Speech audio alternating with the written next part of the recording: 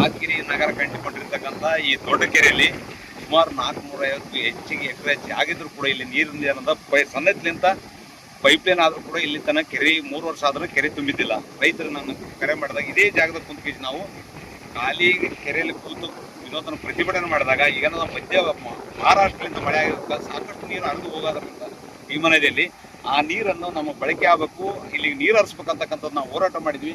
2 ದಿವಸದಾಗ ನಮ್ಗೆ ಸ್ಪಂದಿಸಿರ್ತಕ್ಕಂಥ ಜಿಲ್ಲಾಡಳಿತ ಮತ್ತು KBJNL ಅಧಿಕಾರಿ ಸಿಬ್ಬಂದಿಗಳಿಗೆ ಇವತ್ತು ಧನ್ಯವಾದ ಹೇಳಕ್ಕೆ ಇಷ್ಟಪಡ್ತೀನಿ. ಇದು ಯಾದಗಿರಿ ನಗರ ದೊಡ್ಡ ಕೆರೆಗೆ ನೀರು ಬಂದು ಬೀಳ್ತಕ್ಕಂಥದ್ದು ಒಂದೇನದ ಜಿಲ್ಲಾಡಳಿತಕ್ಕೆ ಮತ್ತು KBJNL ಅಧಿಕಾರಿಗಳು ಸಿಬ್ಬಂದಿಗಳಿಗೆ ಒಂದು ನಂದೊಂದು ಮನವಿ.